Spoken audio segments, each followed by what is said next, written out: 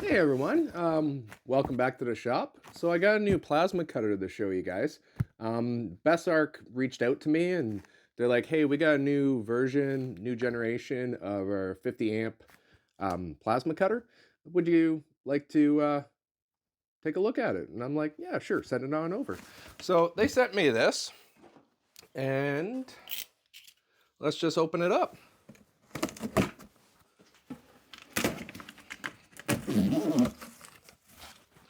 So this is their BTC500DP. So 500 meaning 50 amps, and the DP means dual voltage. And it comes in a shipping box. And then here is their retail box. It's actually really nicely packed. Nice shrink wrap on here.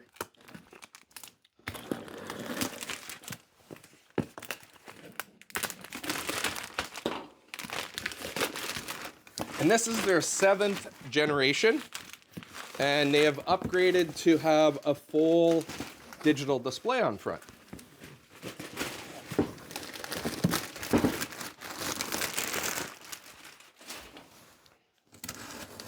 Let's open up the box here and see what we got.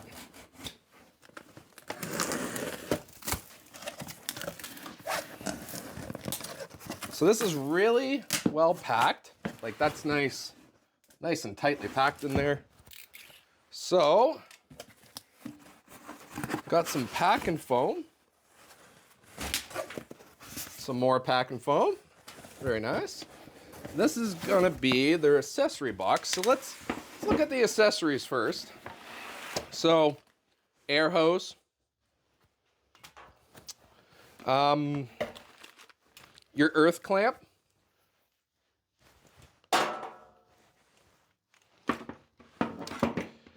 We got some consumables and Teflon tape. It's really nice to see that they actually sent extra consumables on here.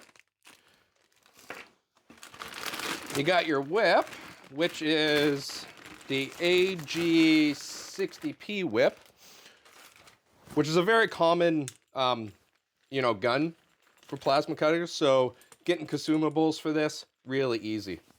And how long are we sitting here? Nice 10-foot whip. You got your manual.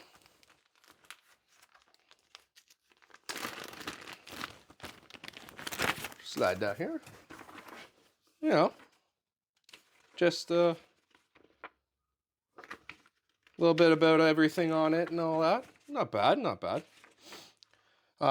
What's really nice is they actually put the thickness and air pressure recommendations. You don't always get that. So that's nice to see that's in there. Anyways, and then adapter to go from 220 to 110. So I already know that this is going to be a little bit better than some of the other ones I've seen. Because, oh, and here it is. Here it is. Nice 220 plug. Really like seeing this adapter where it's the 220 to 110. Really don't like the ones that go from 110 to 220.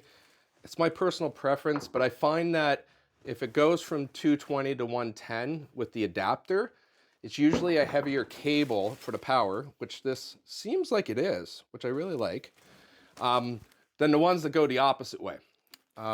So, definitely a little bit more cost for them to do the 220, but I like seeing that. So, this is a really small, compact unit. Let's get some of this stuff off the table. So nice, small, compact plasma cutter. Not that. What, a foot wide?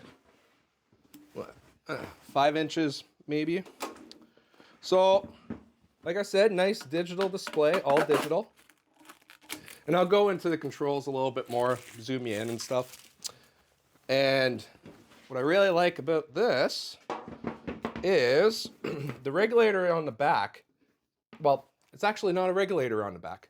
I'll go into that a little bit later, but the filter actually has a nice guard on it, and it already comes with a quick connect, which is your M-style quick connect, which is a very standard quick connect for, like, if you go to Princess Auto, Harbor Freight, that's what they're going to be selling. And it goes right on there. No mucking around with air hoses and all that. Now that's if you use the quick connect. If you don't, then you're going to have to change that to whatever connection you use. So that's nice. Yeah, let's zoom you in a little bit and go over the controls a little bit. Okay, let's look at the back first. So nice 6-foot long cable on this. So for the 110, just plug in the adapter, and you plug it into your power. Your quick connect for your air, and then your on-off switch. Now with this model, they actually have it so the fan is not always running.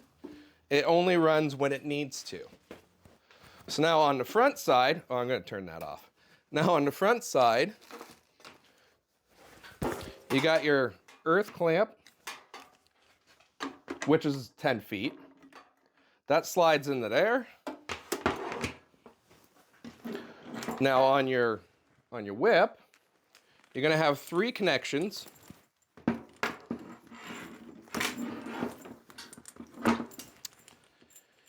You're going to have the switch control, and that one goes down here. If I can find the right way up. Oh, there we go. And these are really easy to know which one to go into, because how they're set up, there's only one spot that they will actually fit. This is your pilot arc.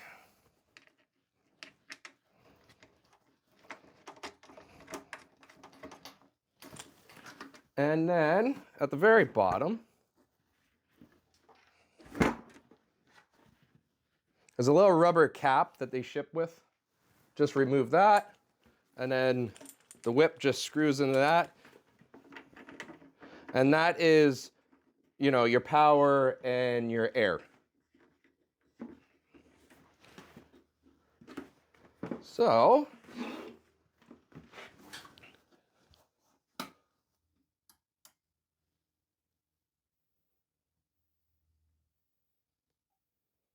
nice little startup there. So right now, it's giving me an error because I don't have air pressure. So let me open up the compressor, and we'll go through all the controls on here. So going from left to right, at the top, you have your PSI and a little gauge here. And this is actually the gauge to tell you your air pressure, if it's too high, too low, or just right. And then right below that, it says that we're running on 110 volts because that's what I have it plugged into. And then below that, you'll see a cut. And if you push the button below that, the air will turn on, and that is actually your running pressure. And this is your regulator right here.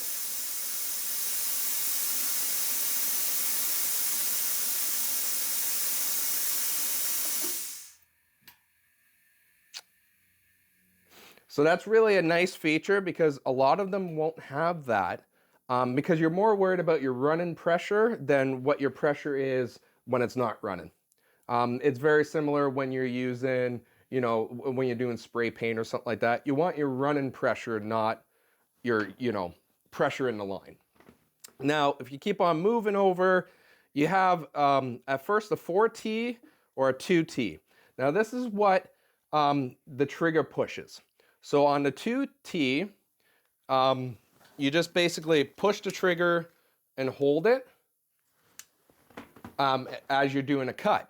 Now with the 4T, it is, you push the trigger, you can let it go, and it's pretty well like a trigger lock, where it'll keep on arcing as long as it does arc, and it'll keep on going until you push and release that button again.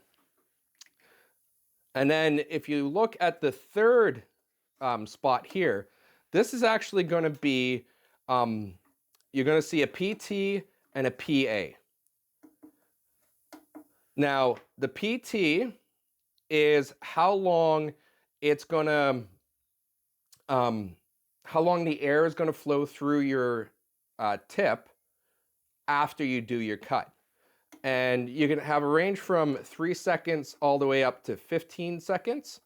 Now, they recommend somewhere between, you know, in the 8-second range. The longer you have it running, the less wear on your consumables. It cools down your consumables after the cut.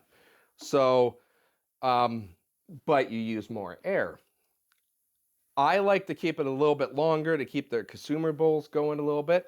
But if you're running something like a gas through here, if you're doing a different material like stainless steel or something like that, you might be running oxygen, argon. I'm really not too sure about that. But you might want to lower that down to save your gas. I'm going to leave it at 15 seconds because I like to keep my consumables. Now the second one, this is how long the your pilot arc is going to actually go for. And the shorter you have your pilot arc, it saves on the consumables. But if you're going through something like steel mesh, you might want that up a little bit higher. So it'll go down from 1 second all the way up to 15. Yeah, so that's nice. So now this knob here, this is your amps. And because we're running on 110, it goes from 15 amps to 35 amps. If I was running on 220, that will go all the way up to 50 amps. So that's a basic overview of it. Yeah, let's get some steel out and cut it. Okay, to test out some material, first I'm going to run it on 110 volts. And so I'm on a 20 amp breaker. And the steel I got with me is 16 gauge, 1/8 inch, 1/4 inch, 3/8. Now based on the manual, 3/8 should be my stopping point for clean cuts. And then I got 1/2 inch, which based on their Amazon listing, it should be a sever cut just at the 1/2 inch with the 110 volts. 220 we can go higher, but let's try 110 because that's probably what you guys are going to be mostly using. So based on the manual, for up to 1/8 inch, I think it's up to 8 inch. Yeah, up to 8 inch is 20 amps, and then we're going to bump it up to 35 amps for the other guys. So 16 gauge on 110 with 20 amps.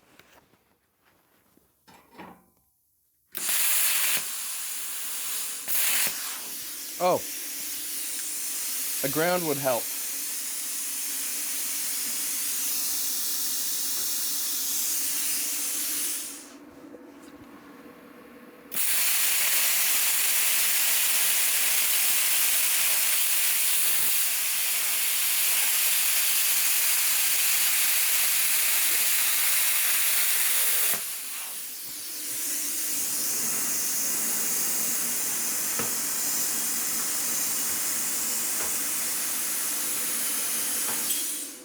Let's do that again, a little bit cleaner cut.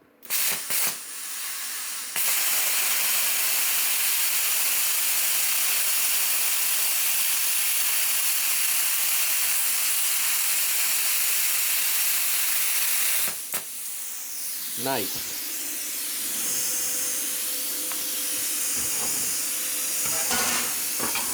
Eighth inch, 110.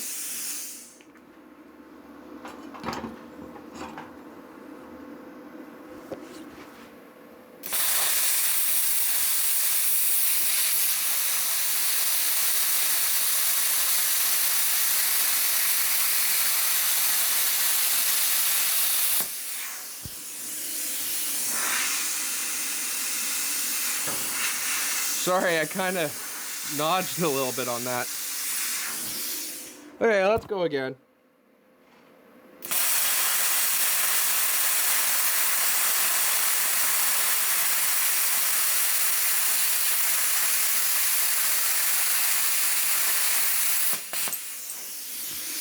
Nice.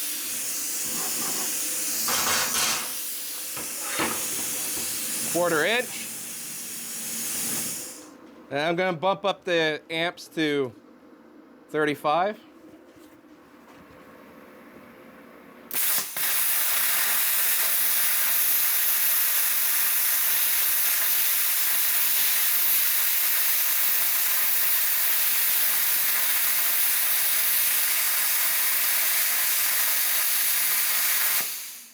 Whoop! Kicked my breaker.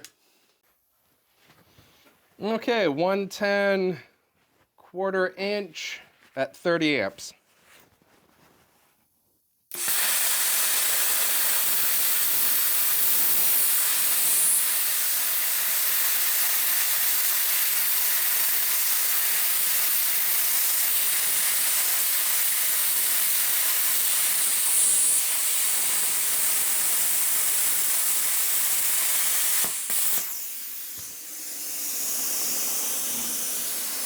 Not bad. That I kind of hiccup on. Let's move up to 3/8 now. Gonna pop it up to 35 amps, and we're still on 110.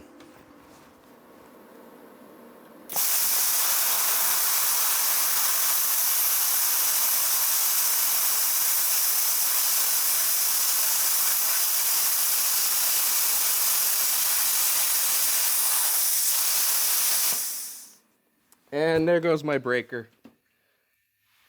So it does cut it. Like, it's got the power to go. I would consider this more of a sever cut on the 3/8.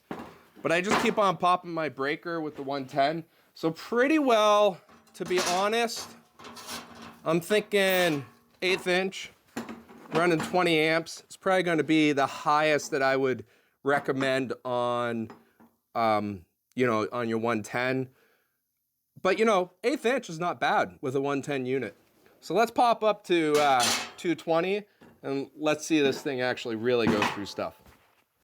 Okay, so now I'm plugged into 220. I'm gonna actually put up my PSI a little bit.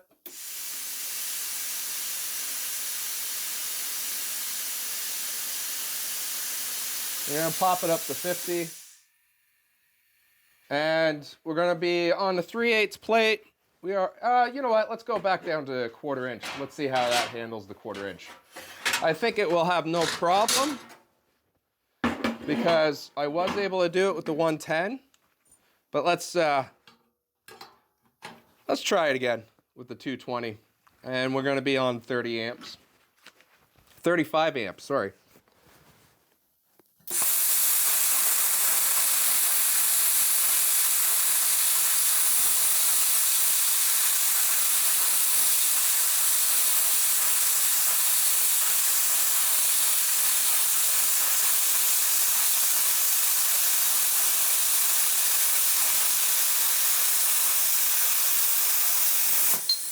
Yeah, no problem.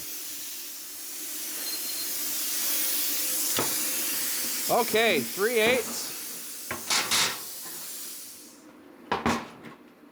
I'm gonna try it on 35 amps and see.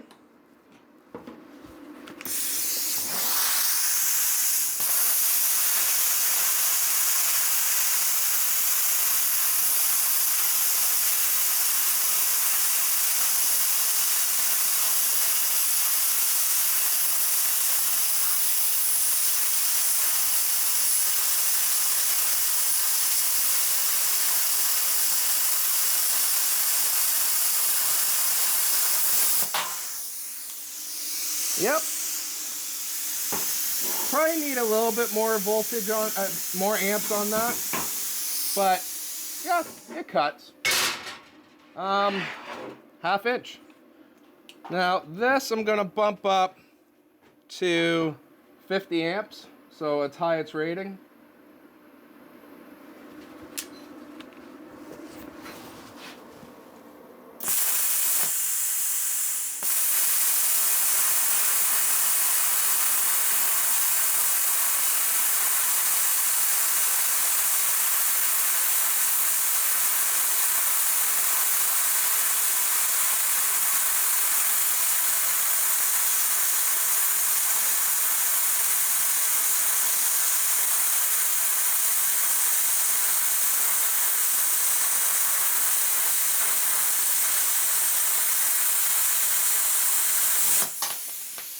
Nice.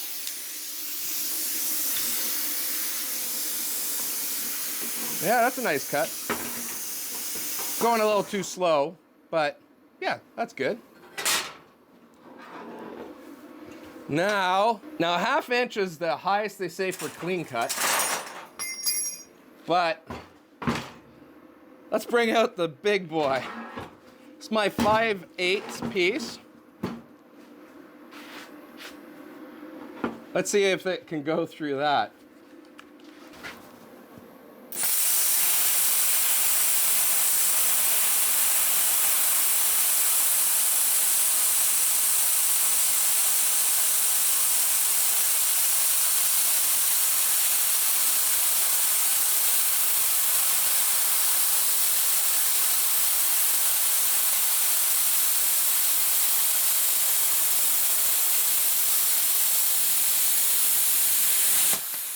Yep. You know what? That's not actually that bad of a cut. Okay, so that's the BestArc BTC500DP. You know, it's a nice little unit. I kind of like it. Running on 110, 20 amps, 1/8 inch, like no problem. So that's nice. And it will actually go all, with the 110, it will go up to 3/8 if your breaker can handle it. And like I said, I'm running on a 20 amp breaker. And, you know, it was popping. Even with the 1/4 inch, it was popping. With, you know, our 3 inch, what is it? Yeah, 3 inch cut. It was popping my breaker.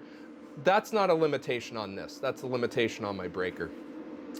So with 110 running at 20 amps on a 20 amp breaker, 1/8 inch, no problem. Now when you move to 220, you know, 1/2 inch, nice clean cut. No problems with that. And it even sever cuts. And it's not a bad sever cut. I probably, if I had 3/4 plate, I actually probably would pop up and check it with the 3/4. But unfortunately, 5/8 is the biggest I have. And you know what? That's not a bad cut for 5/8 on a home unit like this. So yeah, I like it. Yeah, I don't know what else to say. So I'm gonna have affiliate links down below for this unit. If you think you might need to add this to your shop, you know, I actually do recommend it. Yeah. Yeah. Nice little unit.